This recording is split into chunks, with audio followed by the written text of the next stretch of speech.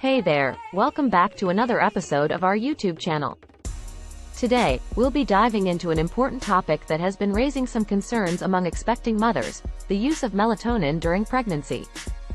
First things first, let's talk about what melatonin is. Melatonin is a hormone produced naturally by the pineal gland in our brain. It helps regulate our sleep-wake cycle, also known as the circadian rhythm. When it gets dark, our body releases more melatonin, which makes us feel sleepy. On the other hand, when it's light outside, melatonin production decreases, keeping us awake and alert. Now, when it comes to using melatonin during pregnancy, there are some important factors to consider. While melatonin is generally considered safe for adults, its use during pregnancy is still being studied, and the findings so far are inconclusive. Several animal studies have shown that high doses of melatonin can potentially disrupt the development of the fetus. This has raised concerns among experts regarding its use in pregnant women. However, it's important to note that these studies were conducted on animals, and the results may not directly translate to human pregnancies. Despite the lack of concrete evidence, many pregnant women do use melatonin supplements to address sleep issues during pregnancy. Pregnancy itself can cause hormonal changes that can disrupt sleep patterns, leading to insomnia or difficulty falling asleep. Lack of sleep can have negative effects on both the mother and the developing baby, so finding safe sleep aids is crucial. If you're pregnant and considering using melatonin, it's essential to speak with your healthcare provider first. They can evaluate your specific circumstances, take into account any existing medical conditions or medications you are taking, and guide you on whether melatonin is a suitable option for you. In some cases, your healthcare provider may advise against using melatonin during pregnancy due to the uncertainties surrounding its safety. They might recommend alternative methods to improve your sleep, such as practicing good sleep hygiene, creating a comfortable sleeping environment, or trying relaxation techniques like meditation or gentle exercises. It's also worth noting that melatonin supplements available over the counter may vary in quality and dosage. If your healthcare provider does give you the green light to use melatonin, make sure to choose a reputable brand and follow the recommended dosage instructions precisely. Now, let's touch upon the potential risks associated with melatonin use during pregnancy. As I mentioned earlier, studies on animals have suggested a potential impact on fetal development, but it's important to remember that we cannot directly extrapolate these results to humans. In a small-scale human study, melatonin was administered to pregnant women with post-term pregnancies to induce labor. While the study didn't find any significant adverse effects, it's important to recognize that this was a specific scenario and not a comprehensive evaluation of melatonin's overall safety during pregnancy. In general, it's always wise to err on the side of caution when it comes to your health and the health of your baby. Until further research provides a clear understanding of melatonin's safety during pregnancy, it's best to consult a healthcare professional before introducing any new medications or supplements into your routine. Remember, your healthcare provider has the knowledge and expertise to guide you based on your specific situation. They can help you weigh the potential benefits against the possible risks and make an informed decision. In conclusion, the concerns about melatonin use during pregnancy stem from limited research on its safety in this specific context. While melatonin is generally considered safe for adults, its impact on fetal development is still unclear.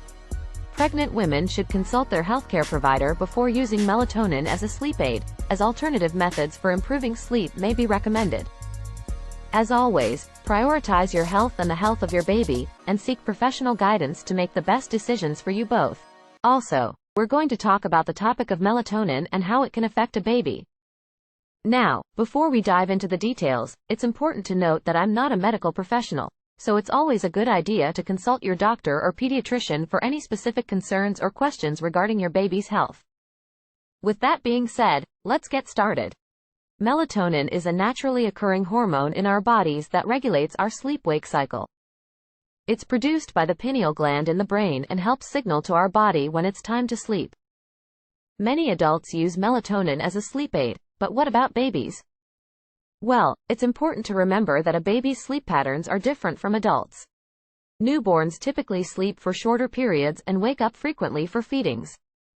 As they grow, their sleep patterns begin to consolidate and become more similar to those of adults.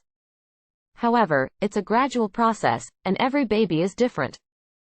While melatonin is not recommended for babies as a sleep aid, research suggests that the production of melatonin in infants is influenced by environmental factors, such as exposure to light and darkness. As parents, we can help regulate our baby's sleep patterns by creating a sleep-friendly environment. One way to do this is to establish a consistent bedtime routine. This can include activities like a warm bath, reading a bedtime story, or gentle rocking. Creating a calming and predictable routine can help signal to your baby that it's time to wind down and prepare for sleep. Another important factor to consider is light exposure. Melatonin production is stimulated by darkness and inhibited by light. By keeping your baby's sleep environment dark and dimly lit during nighttime sleep, you can help facilitate the natural production of melatonin. This means using blackout curtains, minimizing artificial light, and avoiding exposure to screens right before bed. However, it's worth noting that excessive exposure to artificial light, particularly from electronic devices like smartphones or tablets, can disrupt the production of melatonin and make it harder for your baby to fall asleep. So it's best to limit screen time and keep electronic devices out of the sleep environment. Breastfeeding can also influence melatonin levels in babies. Researchers suggest that breast milk contains small amounts of melatonin, which can have a calming effect on infants. This may explain why breastfed babies often have an easier time falling asleep compared to formula-fed babies. Now, let's touch on the topic of melatonin supplementation for babies. It's important to emphasize that giving melatonin to infants should only be done under the guidance of a healthcare professional.